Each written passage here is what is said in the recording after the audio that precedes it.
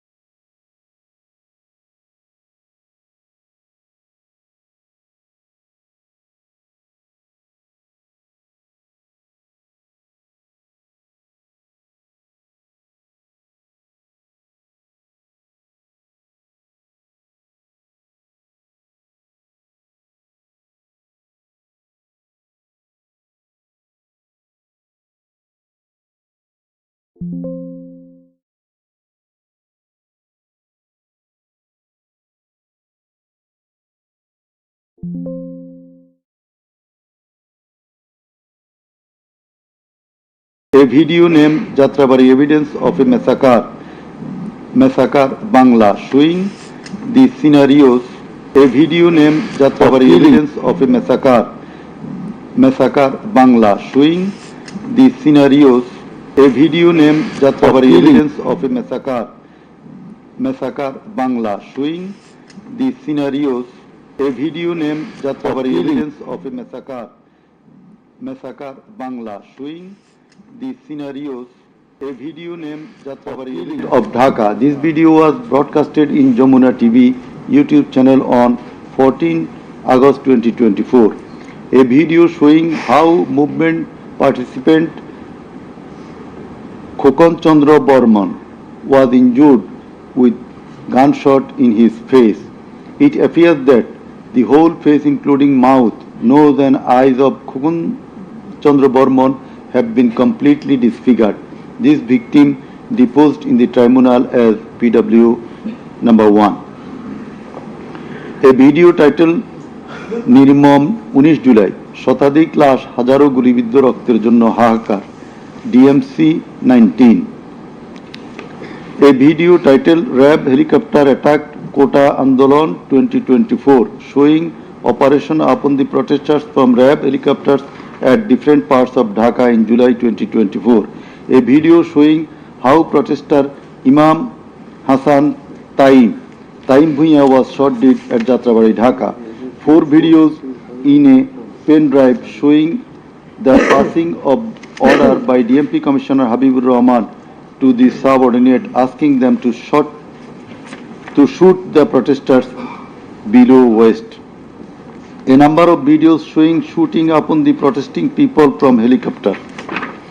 A video showing the scene of burning the dead bodies of protesting students and common people by police at Ashulia, Dhaka on 4th August 2025 during the July movement.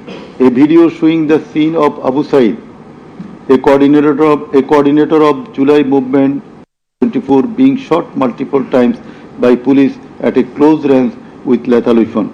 A video showing the scene of a dead body of protester 𝗲𝘀𝗵𝘁 being thrown from APC armed personnel carrier by police. A video which showing the accused Home Minister Asad Khan Kamal defending the use of lethal weapon by police. Extent of cruelty. It transpires from the evidences that cruelty of the extreme level was administered upon the dead and injured protesters. Police and activists of Awami League, Chhatra League and Yuva League blocked the entrance and exit of ambulances carrying the injuring protesters. Hospitals were asked not to give admission to the injured protesters. It appears from the testimony of PW2 that in some cases, patients were searched by police and ruling party activists. Doctors were intimidated and some of the doctors were transferred due to giving treatment to the protesting injured persons. PW3 Parveen deposed that she found an injured young man shouting, "Save me, save me," under Jatrabari flyover. Blood was coming out from both of his eyes. Parveen pulled him up and put him on her shoulder and looking for a rickshaw, and then 14 to 15 armed police shot them. The injured man, being hit by bullets, fell down from her shoulder. They also shot PW Parveen at her left eye, lower abdomen and other parts of the body. Blood was gushing out of her body and thus she fell down. Coordinator of the movement, Abu Said of Begum Ruqayya University, Rangpur, was shot at a close range. Doctors were forced to change his post-mortem report 5 times. PW8 Naeem Sikdar was shot at a close distance of 5 meters. He was hit by 500 bullets and 3 hospitals refused to admit him, apprising that Prime Minister Sheikh Hasina instructed to refuse admission to the protesting patients. PW8 also said that Chhatra League activists were searching him and as such he was hidden in separate room by the doctors. It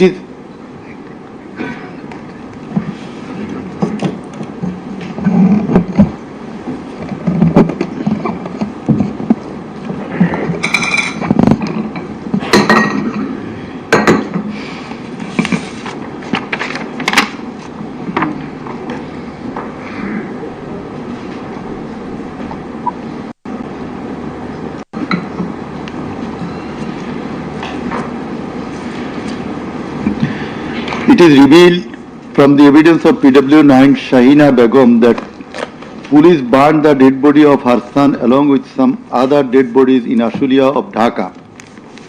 PW10 MD Enab Nazez Zaki also stated that his son was killed and then the dead body was burnt by police in Ashulia.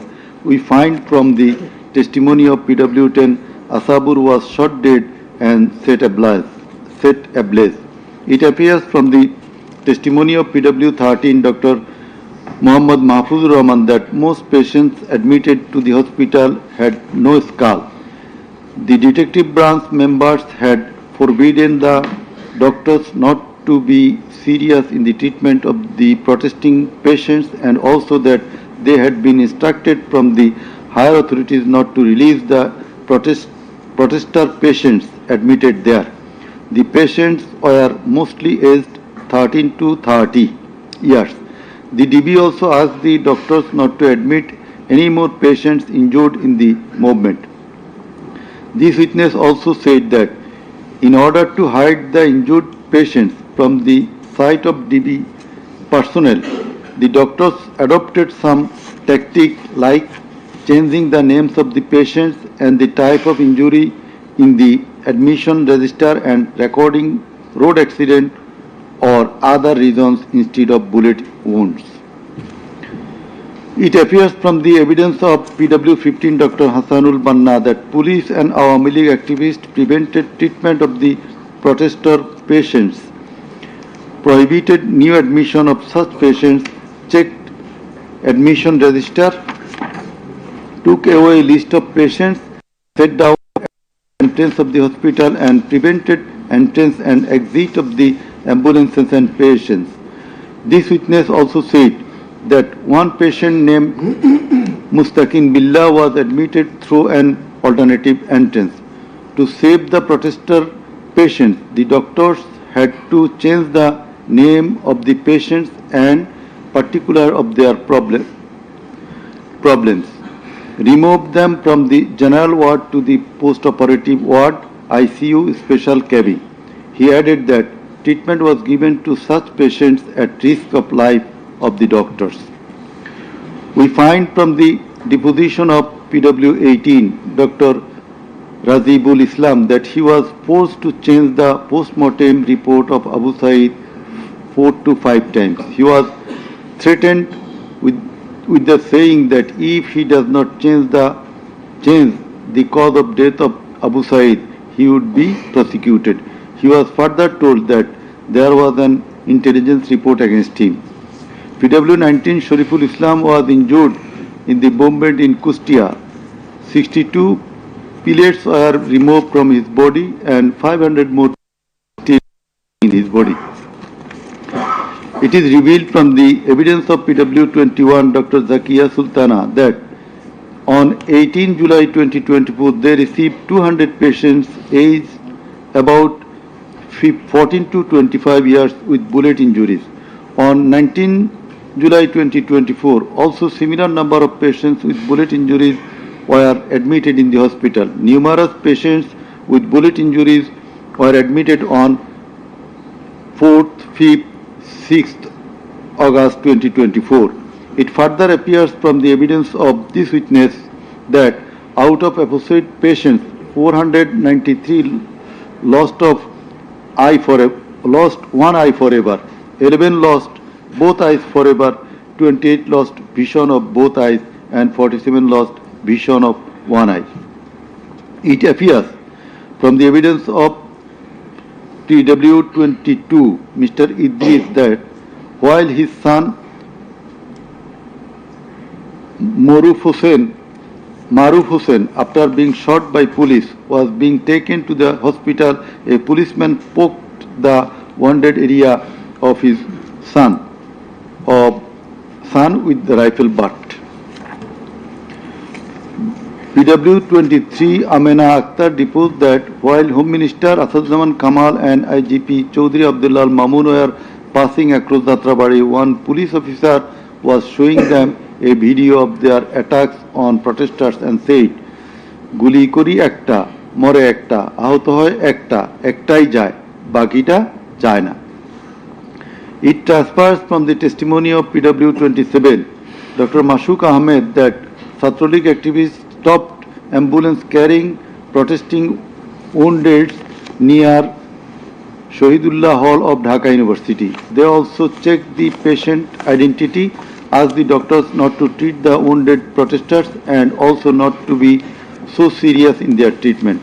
He further said 5 doctors were transferred elsewhere due to rendering treatment to protesters with bullet injuries. This witness also stated that the direction of the gunshot wounds of the patients treated on 19, 20, 21 July and 4-5 August in Dhaka Medical College Hospital was from the top to the bottom. He meant that the gunshot was done from above, which obviously implies helicopter. It appears from the evidence of PW47 Nahid Islam deposed that bullets were fired from helicopter and that many false cases were filed against the protesters, and also that the activists of Awami League, Jubu League and Chhatro League prevented the treatment and burial of protesters. Furthermore, some of the protesters were forcibly disappeared and many dead bodies of the protesters were concealed. He himself and some other student leaders were abducted. PW 48 Ali Ahsan Junaid stated that on 15 July 2024, Chhatra League activists brutally attacked and injured the Dhaka University students, hindered going to the hospital and tortured them in the hospital. He further said that the protesters were fired from the helicopter. We find from the evidence of PW 54, MD Alamgir, investigating officer, that the protester named as Ashabul Yamin was thrown down from the APC by the police.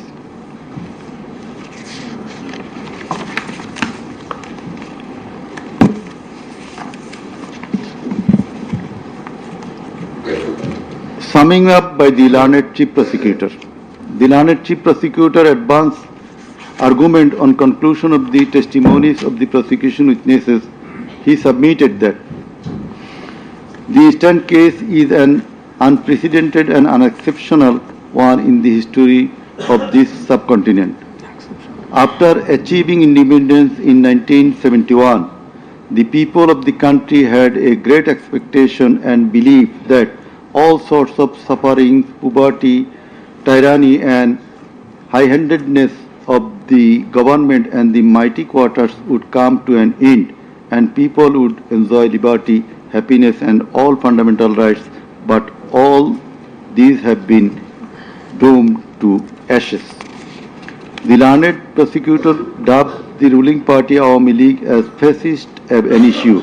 From the very inception of independent Bangladesh, the Awami League government concentrated to perpetuate its power by way of exploitation, torture, killing, abduction, denial of democracy and fundamental rights of the people, freedom of press and speech, as well as social justice, and thereupon established dictatorship by forming Bhakshal. The then Awami League government, led by Sheikh 𝗞𝗲𝘀𝗵𝘁 planned in connivance with a neighboring country to weaken and abolish our glorious army and thus formed Rakhi Bahini, an armed organized parallel to the army. In the like way, after coming to the power in 2008, accused Sheikh Hasina's government committed the same acts like torture, abduction, killing, false prosecution, imprisoning, confinement, enforced disappearances, so dominated judiciary, restricted the freedom of press and freedom of speech. Sheikh Hasina oppressed the critics, writers, journalists, members of civil societies, lawyers and judges, and ousted many of them from the country.